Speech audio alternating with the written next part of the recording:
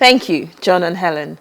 2 weeks ago, Ezeogu and I talked about the difference between men and women, and he shared some profound truths, such as men and women in relationships are usually working with different scripts, i.e. relationship blueprints that are learned from their parents and the society they grew up in. Today we're going to build on this and look at why some relationships succeed and others fail. Currently, over 50% of first-time marriages and 60% of second-time marriages end in separation. And the only thing I can think of for these numbers is this blueprint matter. And then, not unlearning the mistakes of the last relationship. I.e., we go into the next relationship no different from how we left the last one. But what intrigues me the most is how couples who start off being in love, smitten, besotted, go from that to being at war with each other. What makes them go from till death do us part to get me out of here now? Ezeogu Chukwuemeka is currently the head of academy and coaching at the Olushola Lanre Coaching Academy. He's a certified leadership and success coach and a master NLP practitioner. He also has over 10 years experience in human capacity development, human behavioral psychology, and organizational behavior. And he's a powerhouse of insights into human behavioral patterns and relationships. Welcome, Emeka. Thank you very much, Feran. Thank you once again for being here. It's good to be here again. I am so stoked to have you here with us again. 2 weeks ago, you said some things that really blew our minds. And the thing that stood out for me the most was the fact that couples are working from different scripts. Always. So I can't wait for you to explain why these scripts impact the success or lack of relationships. But first, what makes couples go from being in love to not wanting to be in the same space? I mean, there are a lot of reasons, yeah? But I like to start with one. There is such a thing as the in-love experience. In-love experience? Yeah. It always have a lifespan of between 1 and 2 years. Okay. That's why once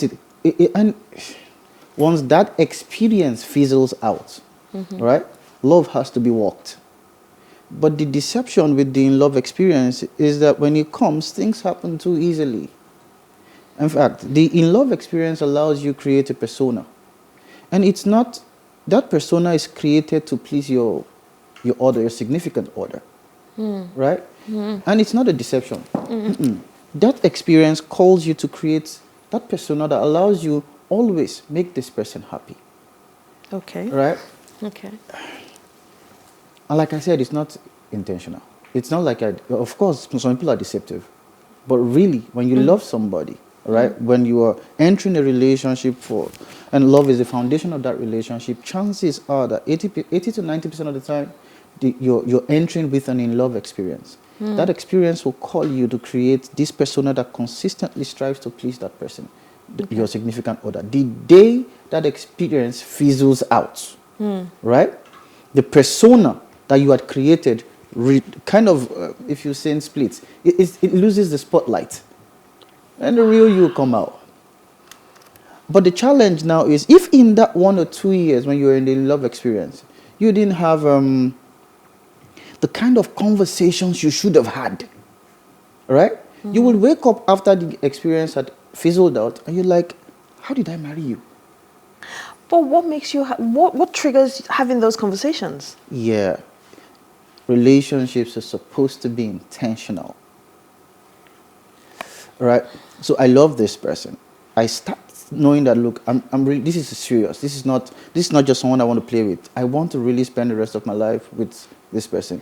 At that moment, the day I come to that realization, right, I know I have to start walking it even if I feel it. I know I have to start walking. I know I have to start asking questions because it takes a lot of awareness to know, look, this is happening. This is just happening. It's so simple. I want to please this person even when I hate myself for wanting to do it because that's not really me. And I'm not being deceptive. I just want to please her. This persona that is coming out now is coming out from an in-love experience. She or she needs to know me. So the moment you realize that this is getting serious, it's time for openness. It's time for vulnerability. It's time to begin to ask certain kinds of questions. Most times, people don't ask. But sometimes, is it because you don't even think to ask? Some people are not inquisitive people. Yeah, true that. That's true. You don't think to act because you think that this experience would carry you forever. The in-love experience has a lifespan of at most, the oldest in-love experience is 2 years old. Wow. That's why the current statistics for separation, although we know that about 57.7% of marriages will fail, right? Will fail. Will fail. Will lead to one form of separation or the other. We used to give an estimate of 5 to 7 years. They say if your marriage has passed the 5-year mark in the last, say, 40, 50 years, yeah, you should go buy yourself a bottle of champagne and start celebrating something. If you pass the 7-year mark, you might most likely never separate. Right now, it's 26 months. If your marriage survives 26 months, go buy yourself your first bottle of champagne. If your marriage survives... The first 26 months. Survives the first 26 months. Yeah. Just buy yourself 3 years. Buy yourself a first bottle of champagne. That's just 3 years. It's actually 2 years and then 4 months. Wow. Yeah. So what I'm getting at this is that if you were still in your in-love experience when you marry, the shock is ruder, if that English was correct. You just wake up one morning and you look at the person. How on earth did I... It goes from 100 to 0 in one night. Yeah, that's it. You just wake up and like, how did I marry you? As in how? Because the whole of your biochemical system that drove that experience for the 1-2 years, they've been depleted. Now you are in a place where it's saying, okay, do you really love this person? Because if you do, I've given you your propeller. I've given you a jump start to run this. Now you've got to walk it the rest of the way. And there is a reason why. That it will take a long time to explain even the biological reason why that happens. Because if you look at us biologically, we are wired to procreate. Now, that's why sometimes people will tell you that what you think is love is actually chemicals. Because when you see somebody you like and you're already of age, your biology first signals you. What your biology is telling you is pure animal instinct. It's telling you that person is a potential mate. And then it floods your whole system with chemicals. And you feel like, oh, God. But what your body is telling you, that person is a potential mate. That person is not your wife. That person is not your husband. That person fits the construct of your mate. It's like a dog seeing a male dog seeing a female dog. It's not love. It is instinct. If I sleep with that, we get the next generation of dogs coming out. So if you're going to, your entire the love experience, right? Your biology is helping you go in the direction of procreation. But you have to still that thing and say, okay, right now I don't just want to have children. I want to have a family. And that means I want to have a wife I will live for the rest of my life. The moment you come to that realization, you tell your biological system and the in-love experience, thank you very much for bringing me this far. I'll take the ride from here on. I need to start asking questions. I know this person is a potential mate, but I'm not looking for a potential mate. I'm looking for a wife, a companion, a partner, a friend. I need to ask the kind of questions I need to ask, because the moment all the chemicals wash out of me, I'll start seeing everything I ignored. What you're saying sounds like 2020 vision, because it's not the kind of thing that a lot of us know before we even get on the journey to marriage. And then you talked about 26 months. Yes, 26 months. Give yourself a bottle of champagne after. I've had people come into my... So why are people getting married? People are getting married. They have to get married. And at some point, you know you can't stay alone. Yeah, but if you know you can't stay alone... Yeah. And it looks simple. Who is helping you to understand what that really looks like? If you look at the way your father and your mother had it, it looks simple. And everybody is painting it like it's a simple thing. In fact, the whole construct, the whole information construct about marriage, the inception of it, is too simple. Just find a wife, you find a good thing, and then let's move on from there. It's too simple. It's just like anybody can be married today. All right, so nobody is saying, and truthfully, you grew up in a house where half of the time your mother was dissatisfied, but she never showed it. Your father was half of the time never happy, but you were not in their head. You were not even an observer. You were in a different cocoon. You were the one that was being provided for, sometimes protected, sometimes abandoned. You were not in that space. So you weren't properly meant. Nobody was. In fact, there are some truths children knew about their parents' marriage after one or the two of them had died. Or after they themselves had gotten married. I'm like, so you didn't like him? How come I'm just finding that out now? So how did you stay? I'm 30. How did you stay 30 plus in that marriage and you didn't quite like my dad? And you know, we don't even ask these questions half of the time. So the model you have is a model of it's working, it's simple. We just, when we are angry, we ignore ourselves. And you know, when we are, sometimes we fight. And then after we fight, you still have a younger brother, right? So it's possible for couples to fight and still mate. There's no problem, we can do this. It's very simple. Wow. Okay, I'm now going to go into the parents part of it because you talked about the parents. So do parents positively or negatively impact their children's future or existing relationships? The first place a child learns love is in his house, father's house, not on TV. The first script you get on love, on how love should be, is in your father's house. And that's where you spend your most time. Except, you have to grow up in a broken home or something. But you still get a script for love there. All right? Parents are the first place, the first tutors every child has for what love should be like. The way you would always express love the way you've experienced it. And that's the same demand you place on people for how they should express love to you. The first love school, love lounge that any child would go to is his father's house.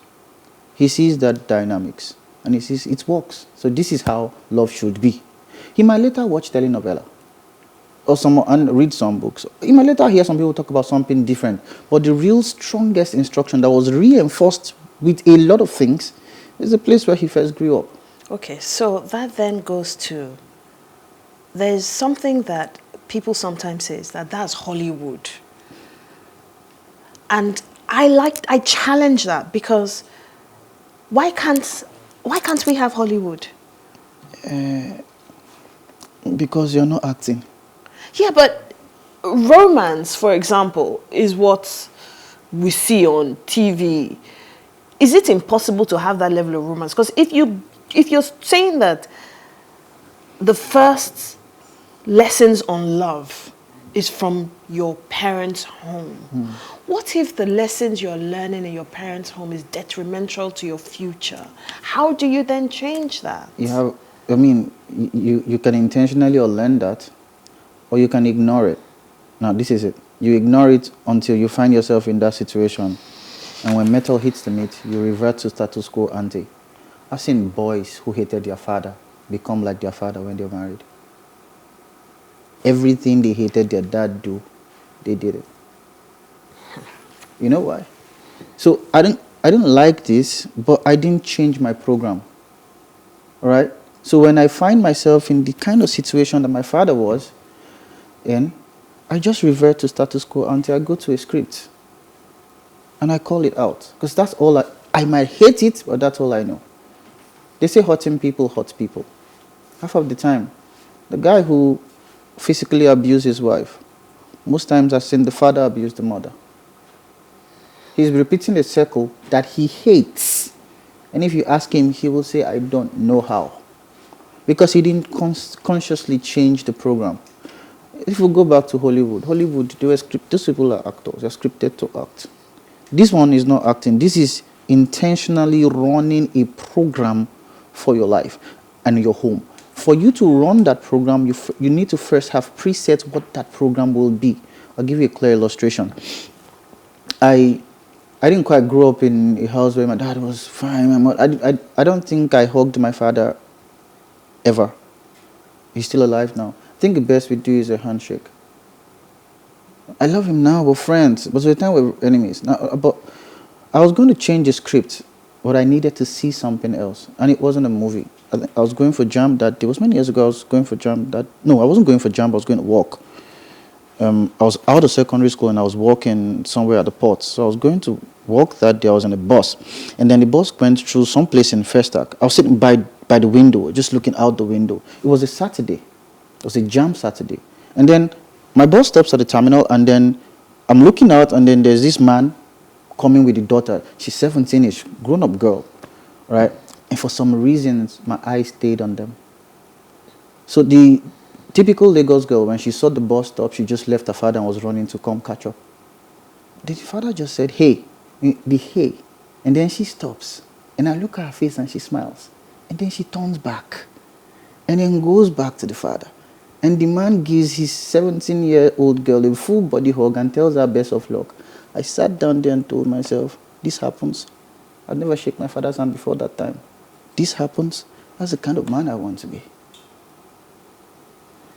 The kind of man who, and by the way, most men don't have body contact with their teenage girls the moment they start developing sprouting. There is a level of self, I don't know the exact word now, right? That makes them not do that. As reassuring as it is to the girl, they don't do it. I saw that and I felt, so this exists outside my horizon. That's the kind of man I want to be. So I had to see a model to then change my script.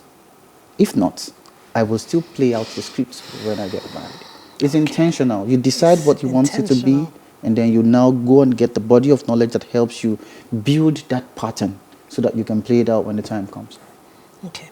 So if we were to separation-proof relationships, how would we do that? I think it begins with knowing what you want from the beginning. Both individuals, the man and the woman, even before we meet, what kind of marriage do you want to have? What kind of relationship do you want to have? And knowing very well that when you meet this person, there's going to be fireworks. You're going to have connections. You're going to like the person. Love is the foundational prerequisite for relationships and marriage. But love is not everything. So love tells me I can be with this person. Love tells me, yeah, this person can work. But it doesn't mean this person will work or this relationship will work. So first I need to ask myself, what do I want? If I'm going into a relationship, is it just for a while or for forever? And if I'm going to a forever relationship, what do I want in the other person? Now, if I'm going to get married, what do I want my home to be like? The moment we sense it, now we're now in a relationship, the moment we sense that this is getting serious, we're thinking of going to the altar, we should start talking about that construct. That's where pre-wedding counseling with a professional would have helped you. But you should start talking about that construct. Start asking questions about how the person will live in that construct. Knowing very well that in the love experience, one or the two of you might lie. Might assume that we'll be able to do something we know we are not aware in that moment that we cannot do. All right? But ask real questions so that the flags you need to, people talk about red flags in relationship is scary, but so that the things you need to hear that will scare you, because the people who really ask questions and later go ahead and get married will tell you, I knew. I was just hoping it would change or she would be different. I knew. The people who really did ask questions will say, I knew. But I was hoping that he or she loved me enough to make concessions. But you said something. You said the type of person you want to be married to. What of the type of husband or wife you should be? Because I think a lot of the times people look at the other person, but they don't spend enough time on themselves. You know, when we teach people how to position for these kind of things, we tell them, especially ladies who are saying, I'm finding it difficult to find the right guy. You know, they always say that the right guy is something that doesn't exist, right? I would tell them, okay, so what's the right guy for you? And then they go paint one powerful picture. And then we ask them, what kind of person will that person want? Wow. You know, only ask you that, what this person you have painted now, fine, it's okay, you can construct your person whoever you want. But the question you need to ask yourself, what kind of person will that person want to be with? And if you can construct that other person, so then go and ask yourself, am I remotely in any way close to this person?